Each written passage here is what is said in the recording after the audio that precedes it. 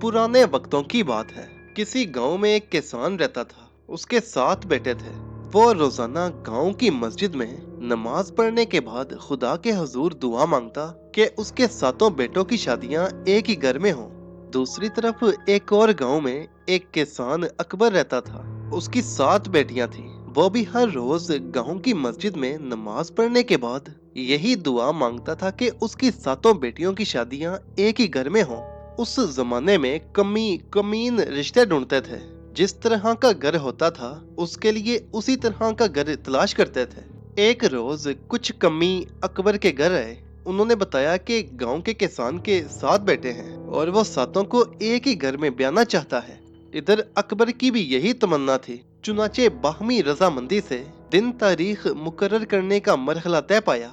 जब जंज बारात रवाना होने लगी तो फैसला हुआ कि बड़ा भाई, जिसका नाम दम था, घर ही रहे, क्योंकि घर को खाली छोड़ना किसी तौर पर मुनासिब नहीं था। उसके बाप यानी किसान ने सोचा कि वापसी पर दम की दुल्हन को साथ लेते आएंगे और इनका निकाह यही पढ़वा लेंगे। उस जमाने में लोग पैदल सफर करते थे। रास्ते में जहाँ रात पड़ जाती तंबू लगा लेते। चुनाचे बारात को रवाना करते वक्त दम ने कहा कि एक बात का ध्यान रखना, जहाँ जाते हुए रात रहो वहाँ आते हुए रात न रहना। खूब धूम धड़के बाजे गाजे के साथ बारात रवाना हुई। उन्हें एक फकीर की बोहड़ बड़ का दरख्त के नीचे रात पड़ी। उन्होंने रात वहीं गुजारी। सुबह सवेरे उठकर फिर सफर का आगाज किया। आखिर अकबर के गांव पहुंचे। 6 बेटियों के वहीं निकाह पढ़वा दिए गए। वो 6 अपनी 7वीं और बड़ी बहन से, जिसका शौहर नहीं आया था, कहने लगी, यकीनन तेरे वाला लूला लंगड़ा होगा, इसीलिए नहीं आया। ये सुनकर बड़ी बहन बोली, जैसा भी होगा मुझे कबूल है। वापसी पर इत्तेफाक हुआ कि बारात को दोबारा उसी बोहड़ के नीचे रात पड़ी। उन्होंने बड़े भाई दम की नसीहत को बुला दिया और वो वहीं रह पड़े। सुबह सवेरे कमी उठा और रफ़ाए हाजत के लिए जाने का इरादा किया। बोहड़ के गिर्द लोहे का कोट 4 दीवारी बना हुआ था। हम राही बोले, कितने मुन्ने जाके पेशाब कर ले, यानी कि कहीं जाके पेशाब कर लो। वो शख्स बोला, लम्मा ते लोहे दा कोट होया है, यानी मैं पेशाब कहाँ करूं, हर तरफ तो लोहे की 4 दीवारी बनी हुई है। आखिर एक जानिब से फकीर की आवाज आई कि जिसने भी रफ़ाए हाजत करनी है वो हाथ खड़ा कर दे, राह डह जासी, यानी रास्ता मिल जाएगा। ये सुनकर कमी ने दोनों बाहें खड़ी कर दी। उसे वाकई लोहे की 4 दीवारी में रास्ता मिल गया। वो बाहर निकला तो लोहे का कोट फिर अपनी जगह पर था। फकीर ने पीछे से कमी को आवाज दी, जब तक दम 7वां भाई यहाँ न आया लोहे का कोट नहीं हट सकता और सारी जंज बारात यहीं कैद रहेगी। कमी रफ़ाए हाजत के बाद बागम बाग दम के पास पहुंचा और सारा किस्सा सुनाया। दम उससे कहने लगा, मेरे साथ चलो। कमी चूंकि डरा हुआ था बोला, खुद ही जाओ, मैं नहीं जा सकता। दम शेर जवान था, बहादुर सूरमा। वो अकेला ही रवाना हो गया। जब वो बोहड़ के पास पहुंचा तो लोहे का कोट नजर आया। उसने बिस्मिल्लाह पढ़कर लोहे के कोट को ठोकर मारी। वो उसी लम्हे गायब हो गया। सारे बाराती आजाद हो गए। फकीर बोला, सब लोग जा सकते हैं, लेकिन दम यानी बड़ा भाई मेरी बात सुनने के बाद जाएगा। पूरी बारात घर चली गई। फकीर बड़े भाई से कहने लगा, यहाँ से दूर, बहुत दूर, सोने के बालों वाली एक औरत रहती है, उसे ढूंढकर मेरे पास लाओ, वरना तुम्हें आजादी नहीं मिलेगी। दम ने जवाब दिया, मुझे तो उस औरत का कुछ पता ही नहीं कि वो किस तरफ रहती है। फकीर बोला, सिमत मैं बता देता हूँ, ढूंढना तुम्हारा काम है। चढ़ने वाले पासे मशरिक की तरफ, जिधर से सूरज निकलता है जाओ, वो सोने के बालों वाली औरत तुम्हें उसी तरफ मिलेगी। ये सुनकर बड़ा भाई मशरिक की तरफ रवाना हो गया। जब कई रोज के इंतजार के बाद भी बड़ा भाई वापस न आया तो उसके ससुराल वाले कहने लगे, हमारे साथ कोई दाव खेला गया है। इनके बेटे 6 ही थे। आखिर सारे गांव वालों ने गवाही दी और उन्हें यकीन दिलाया कि दम यानी बड़ा भाई जल्द ही वापस लौट आएगा। दम चला जा रहा था कि रास्ते में एक आदमी मिला जो कुएं से बोके भर भर के बैंसे नहलवा रहा था। दम ने उससे कहा, अस्सलामु अलैकुम। वो शख्स बोला, वालेकुम अस्सलाम, और फिर लापरवाही से अपने काम में लगा रहा। ये देखकर दम ने कहा, सीधी तरह सलाम तो ले लो, मैंने तुमसे एक बात पूछनी है। उस आदमी ने जवाब दिया, बैंसे नहलवा लूं फिर पूछना। फारिग होने के बाद वो बोला, अब बताओ क्या बात है।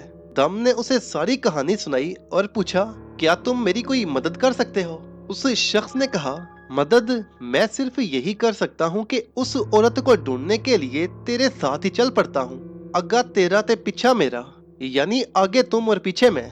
दोनों चले जा रहे थे कि आगे एक चरवाहा भेड़ बकरियां चरा रहा था। चरवाहा अजीब हरकतें कर रहा था, कभी पेट के बल लेट जाता और कभी खड़ा हो जाता। दम ने उसे अस्सलामु अलैकुम कहा। वो जवाब में वालेकुम अस्सलाम बोला, लेकिन अपना काम करता रहा। ये देखकर दम ने हैरत से कहा, ये तुमने क्या तमाशा बना रखा है? कभी पेट के बल लेट जाते हो, कभी उठ के खड़े हो जाते हो। चरवाहा बोला, यहाँ से 100 कोस की दूरी पर मेरी बहन की शादी हो रही है। कंजरियां मुजरा कर रही हैं। लोगों की एक भीड़ उनके इर्द गिर्द जमा है। जब लोग खड़े हो जाते हैं तो मैं जमीन पर पेट के बल लेटकर लोगों की टांगों के बीच से मुजरा देखता हूँ।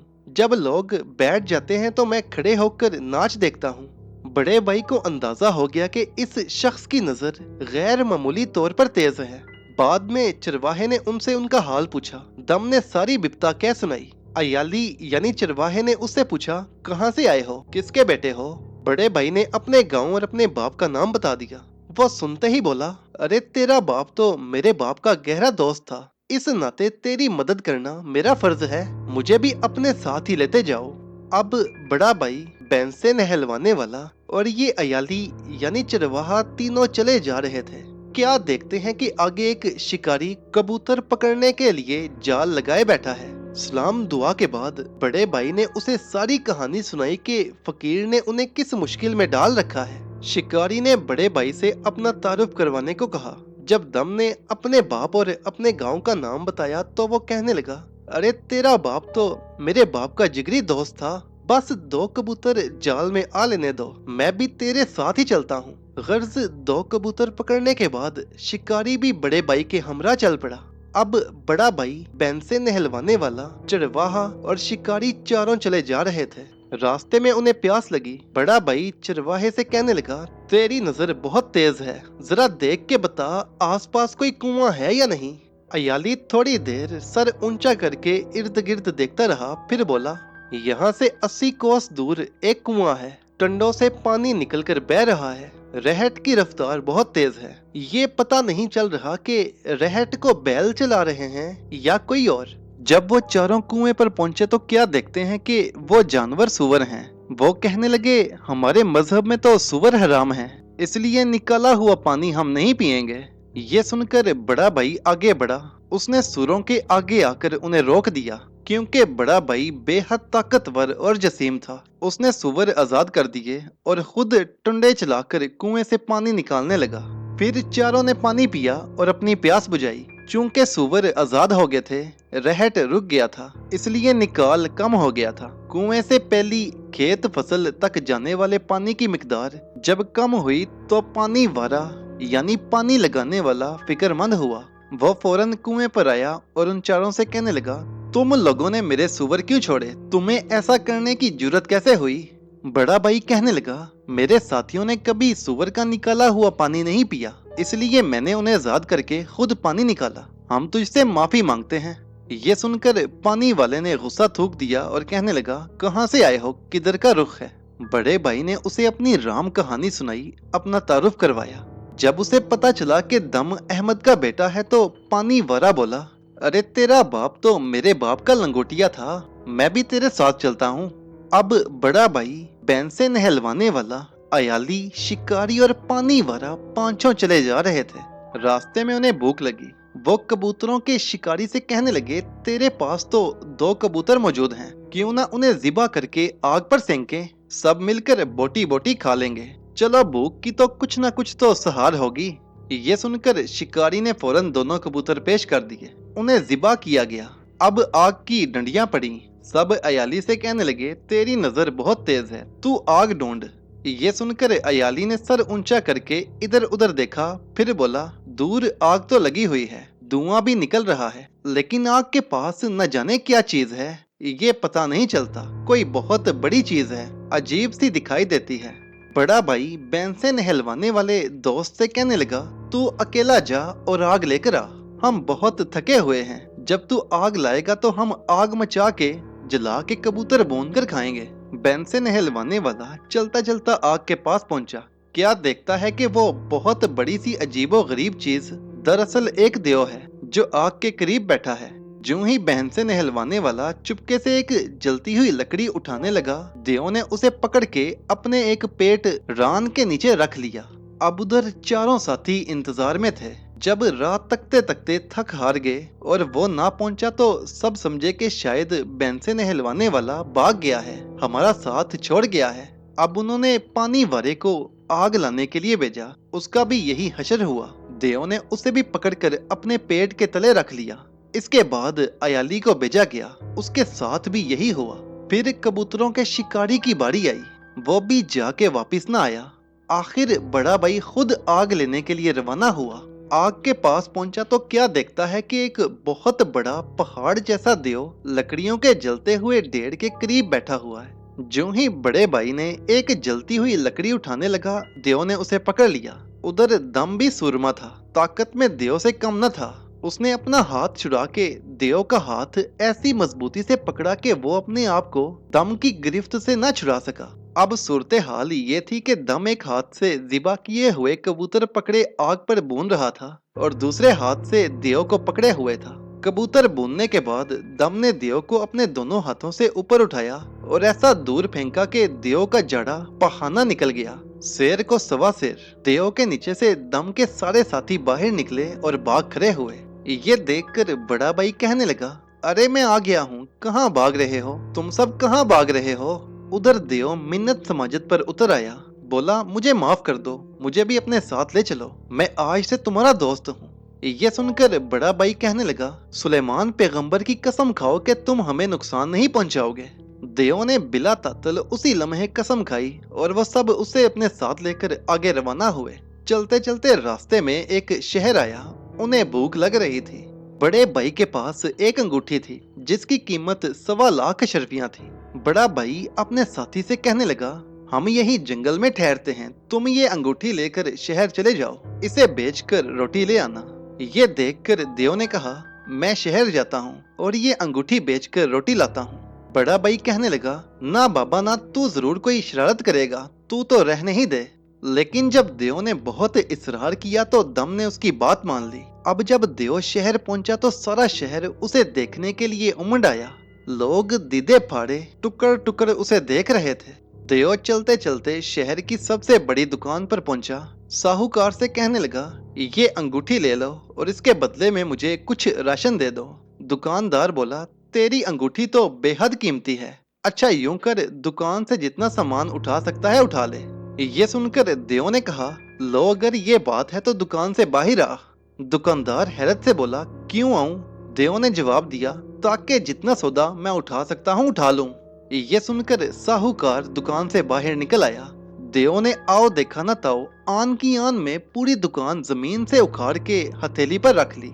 ये देखकर साहूकार शोर मचाने लगा, अरे बचाओ बचाओ, मैं लुट गया, मैं बर्बाद हो गया, ये बला मेरी पूरी दुकान उठाए लिए जा रही है। लोग भागे भागे मदद को आए। शहर वालों ने जमीन से पत्थर उठा उठा के देव को मारने शुरू कर दिए, मगर देव पर उनका क्या असर?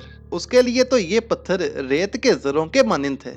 वह चुपचाप साहूकार की दुकान उठाए चलता रहा। जब शहर वालों ने अपनी कोशिश बेअसर देखी तो बागम बाग अपने बादशाह को बुला लाए। बादशाह ने देव के आगे खड़े होकर उसे रोकने की कोशिश की। देव ने जमीन में अपना पांव घसीट कर एक गड्ढा खोदा। इसके बाद बादशाह को उठाया और उस गड्ढे में खड़ा करके सीने तक मिट्टी में दबा दिया। बादशाह आहाजारी करने लगा, मिन्नत समाजत करने लगा, बोला, मेरी 4 बेटियां हैं, तुम उनसे शादी कर लो, मगर खुदा के लिए मुझे यहाँ से बाहर निकालो। देव कहने लगा, देखो तुमने मुझे जुबान दे दी है, अब अपनी बात पर पक्का रहना। ये कहकर उसने बादशाह को जमीन से बाहर निकाला और कहा, फौरन नाई भेज, देगें भेज और अपनी 4 बेटियों को लेकर जंगल में पहुंच, वहां मेरे दोस्त इंतजार कर रहे हैं। नाई पहुंच गए, देगें आ गईं, देगें पकने लगी। बड़ा भाई और उसके 4 साथी तो एक देग ही से सैर हो गए। बाकी की तमाम देगें देव ने खाई, फिर भी पेट ना भरा तो 6-7 गायें कच्ची पक्की पका के हड़प कर गया। इतने में बादशाह भी अपनी 4 हसीन और जमील बेटियों को लेकर पहुंच गया। ये देखकर बड़ा भाई देव से कहा, तूने तो कहा था कि मैं कोई शरारत नहीं करूंगा, अब बता ये शरारत नहीं तो और क्या है? देव बोला, इसमें मेरा कोई कसूर नहीं। फिर उसने अलिफ से ये तक सारी कहानी बड़े भाई को सुना दी। आखिर बड़ा भाई कहने लगा, अब इन शहजादियों का क्या करें? देव बोला, करना क्या है, अपने चारों दोस्तों से इनकी शादी कर दो। बड़े भाई को ये तजवीज पसंद आई। फौरन निकाह ख्वां को बुला के बैन से नहलवाने वाले, अयाली, कबूतरों के शिकारी और पानी वारे से चारों शहजादियों का निकाह पढ़वाया गया। जब ये रस्म अंजाम को पहुंची तो देव बड़े भाई से कहने लगा, अब ये चारों शादीशुदा हो गए हैं, हम इन्हें कहाँ साथ साथ लिए फिरेंगे? इन्हें खुशी खुशी अपनी जिंदगी गुजारने दो और वापस भेज दो। हम दोनों ही सोने के बालों वाली औरत को ढूंढ निकालेंगे। बड़े भाई ने अपने चारों दोस्तों की अपनी अपनी परी जमाल बीवियों के साथ उन्हें वापस भेज दिया। इसके बाद देव ने बड़े भाई से कहा, अब तुम यहाँ बैठो, मेरा इंतजार करो, मैं खुद ही उड़ के जाता हूँ और उस औरत को तलाश करके लाता हूँ। फिर देव हवा में उड़ने लगा। घने जंगल, ऊंचे पहाड़, सब्ज खेत उसके नीचे से गुजर रहे थे। आखिर एक दरिया आया। दरिया से कुछ दूर जंगल में एक कोठा था। उस कोठे में सोने की बालों वाली औरत अकेली रहती थी। देव ने उड़ते उड़ते उस जगह के कई चक्कर लगाए और सारा जायजा लेकर उसी तरह उड़ता हुआ वापस आ गया। बड़े भाई से कहने लगा, मैं सब पता करके आया हूँ, अपनी आंखें मींच लो, मेरे साथ लिपट जाओ, मैं तुम्हें उड़ा के वहाँ ले जाता हूँ। बड़े भाई ने ऐसा ही किया और देव उड़ा के उसे सोने की बालों वाली औरत के पास ले आया। औरत बड़े भाई को देखकर पहले तो खिलखिला के हंसी और फिर खिचकियां ले लेकर रोने लगी। बड़े भाई ने वजह पूछी तो बोली, हंसी मैं इसलिए हूँ कि एक अरसे बाद अपने जैसे आदमजाद को देखा है, और रोई मैं इसलिए हूँ कि मैं एक देव की कैद में हूँ। वो मुझ पर आशिक है, रोज मेरे पास आता है, मुझे देखता है, फिर खाने पीने की मजे मजे की चीजें देखकर चला जाता है। अगर आसपास कोई आदमजाद मिले तो उसे पकड़कर कच्चा चबा जाता है। ये सुनकर बड़े भाई ने कहा, देव इस वक्त कहाँ है? औरत बोली, इधर परे बाग में सोया हुआ है। बड़े भाई ने तलवार म्यान से निकाली और बाग में जा पहुंचा। सामने एक पहाड़ जैसा देव जमीन पर लेटा सो रहा था। उसके खराटे ऐसे थे जैसे बादल गरज रहे हों। बड़े भाई ने अपनी तलवार की नोक से उसे उठाया और ललकार कर कहने लगा, ओए मुरली देव उठ, देख आज पहली बार तेरे मुकाबले में कोई मर्द आया है, उठ उठ के मेरे साथ लड़ाई कर। वो देव उसी तरह लेटे लेटे जरा सी आंख खोलकर बोला, मुझे सोने दे, तू तो मेरा नाश्ता है। बड़ा भाई वैसे ही ललकार कर बोला, नाश्ता बाद में करना, पहले मुझसे कुश्ती लड़। ये सुनकर देव को भी गुस्सा आ गया। वो फनकारता हुआ आंखें मलता हुआ उठ बैठा। देव ने सवा मन का एक पत्थर उठाया और बड़े भाई को दे मारा। बड़ा भाई फौरन एक तरफ हो गया और पत्थर तले कुचले जाने से बच गया। अब वार की बारी बड़े भाई की थी। उसने देव के सर पर वार किया और तलवार की धार उसके सर, चेहरे, गर्दन और सीना और पेट को चीरती हुई आगे गुजरती गई।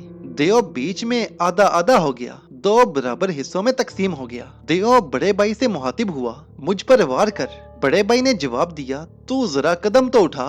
जो ही देव ने कदम उठाया, आधा एक तरफ को हो गया और आधा दूसरी तरफ को।